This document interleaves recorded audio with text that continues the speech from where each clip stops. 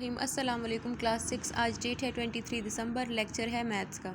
आज हम new chapter start करेंगे जो है ratio and proportion. Page 80 we often need to compare different quantities in daily life, for instance the heights of two different children. Ratio क्या है? हमारे पास दो क्वांटिटीज़ के बीच में कंपैरिजन है, रिलेशन है। यानी कि रेशो के लिए हमारे पास दो क्वांटिटीज़ का होना ज़रूरी है, दो से कम नहीं हो सकती। अगर एक क्वांटिटी होगी तो हम उसका कंपैरिजन किस से करेंगे? जिस तरह के यहाँ पे कंपैरिजन बताया गया है दो बच्चों की हाइट में, तो हम कर रहे हैं कंपैरिजन दो बच्चों के हाइट में। रेशो हमेशा सेम यूनिट्स में निकालते हैं, यानी कि कंपैरिजन हमेशा सेम चीज़ों में करते हैं। जैसे अगर हाइट में कर रहे हैं तो दूसरे बच्चे की भी हाइट का रेशो होना चाहिए। ऐसे नहीं हो सकता कि हम कंपेयर करें एक बच्चे की हाइट दूसरे बच्चे के वेट से। सेम यूनिट्स होने चाहिए, जैसे कि हाइट का कंपैरिजन हाइट से, वेट का कंपैरिजन वेट से। रेशो हमारे पास लिखा जाता है ऐसे, ये है रेशो का सिंबल, या रेशो हमारे पास फ्रैक्शन भी है। पेज 82 यहाँ लिखा है the same unit is ignored from both the numerator and denominator, therefore the ratio of their weight 3 kg and 4 kg is 3/4। Ratio has no unit.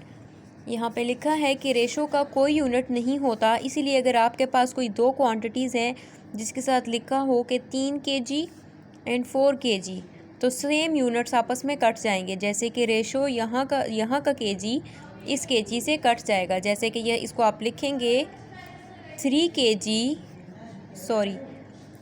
kg, बीच में ratio नहीं होगा, अब आएगा रेशो दूसरी क्वांटिटी में 4 kg।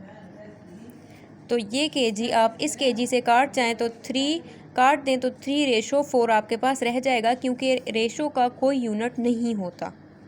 Exercise 6A question number 1 है find the ratio of. हमने इनके बीच में रेशोज़ फाइंड करनी है। पहला सवाल है 13 एंड 39। ये जो एंड है इसको आप हटा के इसकी जगह आप रेशो लगा लें। 13 को हटा के आप इसकी जगह रेशो लिख लें तो आएगा 13 रेशो 39। अब आप देखें कि इसमें कटिंग होती है कि नहीं। सेम टेबल पे अगर कटिंग होती है तो काट दें। 13 1 ज़ार 13, 13 3 ज़ार 39, तो आया 1 रेशो 3। ये मज़ीद नहीं कर सकता, ये आंसर है। सेकंड है 42 एंड 63। आपने एंड को हटा के रेशो लगाना है। 42 रेशो 63। आप देखें कि कोई सेम टेबल पे ये कटता है कि नहीं। 2 का टेबल नहीं जाएगा दोनों पे, क्योंकि यहाँ पे ये ऑड नंबर है। 3 ट्राई करें। 3 1 ज़ार 3, यहाँ एक कैरी आया 12 हो गया। 3 4 ज़ार 12 आया 14। 3 2 ज़ार 6, 3 1 ज़ार 3, यहाँ आया 21। अभी भी कटिंग होती है। 2 के टेबल पे आप इसको ट्राई करें। 2 के टेबल पे ये नहीं जाएगा। अब आप न फिर 3 के उस पर भी कटिंग नहीं होगी दोनों की। आप ट्राई करें। 5 पे भी नहीं जाएगा, 6 पे भी नहीं।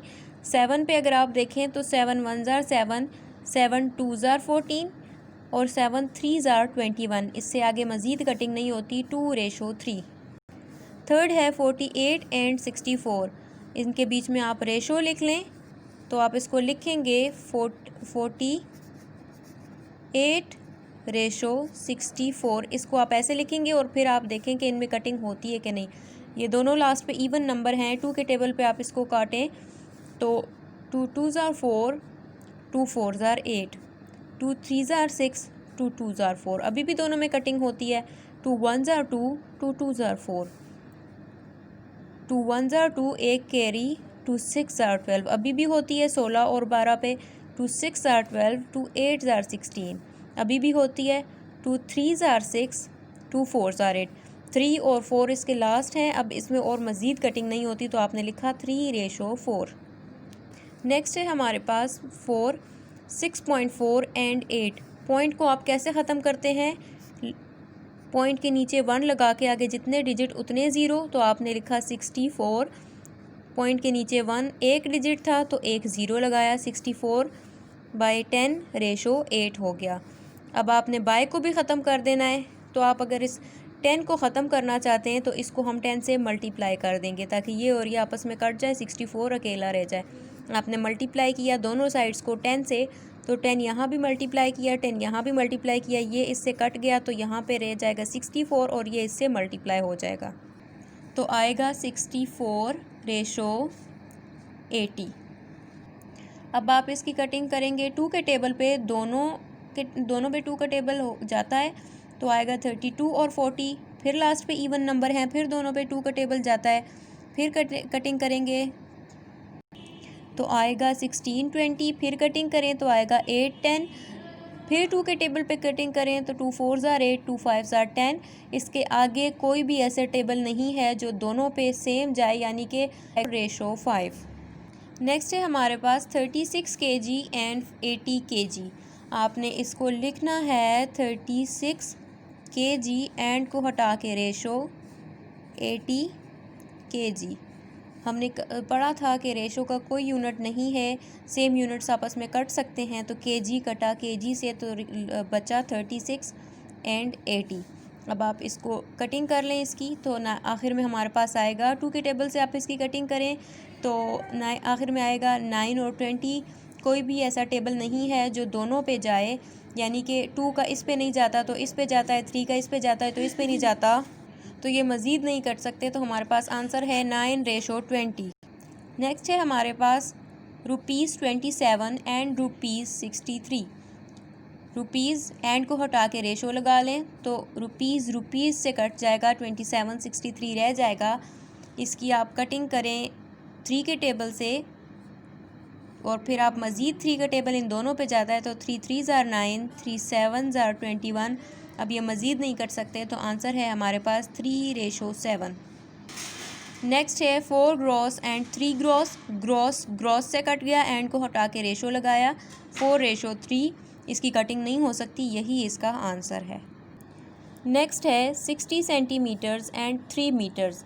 आपने लिखा एंड को हटा के रेशो 60 सेंटीमीटर्स रेशो 3 मीटर्स। अब अगर आप यहाँ पे देखें तो दोनों के यूनिट्स डिफरेंट हैं, ये सेंटीमीटर में है और ये मीटर में है, तो हमें से यूनिट्स को सेम करना होता है ताकि हम उनको काट सकें।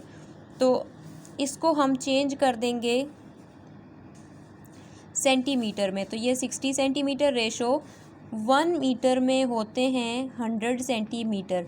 इसीलिए आप इस मीटर को चेंज करेंगे सेंटीमीटर में तो आप इसको मल्टीप्लाई करेंगे 100 से, तो 60 सेंटीमीटर रेशो, क्योंकि इसको चेंज करना है सेंटीमीटर में तो इसको मल्टीप्लाई करेंगे 100 से ताकि ये सेंटीमीटर में हो जाए। तो ये 60 सेंटीमीटर रेशो 3 को मल्टीप्लाई किया 100 से तो 300 सेंटीमीटर। अब ये मीटर चेंज हो गया, सेंटीमीटर में यूनिट सेम हो गए। अब आप इनको काट लें तो यहाँ बचा 60 रेशो 300। 2 के टेबल से इसकी कटिंग कर दें, ये ज़ीरो कटा इस ज़ीरो से और 2 3 ज़ार 6, ये ज़ीरो इस ज़ीरो से कट गया, 2 1 ज़ार 2, यहाँ पे एक कैरी आया 2 5 ज़ार 10। अब इस पे 3 का टेबल जाएगा, 3 1 ज़ार 3, 3 5 ज़ार 15, 1:5 इसका आंसर है। नेक्स्ट है हमारे पास ₹2 एंड ₹80। ₹2 एंड हटा के रेशो ₹80। रुपीज़ से कट गया, बचा 2:80। 2 1 ज़ार 2, 2 4 ज़ार 8, 0 इसी तरह 1:40। इसकी मज़ीद कटिंग नहीं होती, ये इसका आंसर है। मैंने इसके 4-5 पार्ट्स होमवर्क दिए थे, लेकिन जब मैंने कॉपीज़ चेक की तो मुझे पता चला कि बहुत सारे बच्चे क्वेश्चंस नहीं कर पा रहे, या तो वो वीडियो लेक्चर देखते नहीं हैं या फिर उनको समझ नहीं आ रही, पता नहीं क्या मसला है। इसी वजह से मैंने सारे पार्ट्स खुद ही करा लिए हैं। अब आप इसकी प्रैक्टिस करें क्योंकि इसमें आपका और कोई भी होमवर्क नहीं है, जो ऐसा कोई भी क्वेश्चन नहीं बचा जो आप कर सकें। मैंने सारे पार्ट्स आपको ख़ुद करा लिए। अब आप इसको नीट कॉपीज़ पे लिखें और सफाई से लिखा करें। अल्लाह।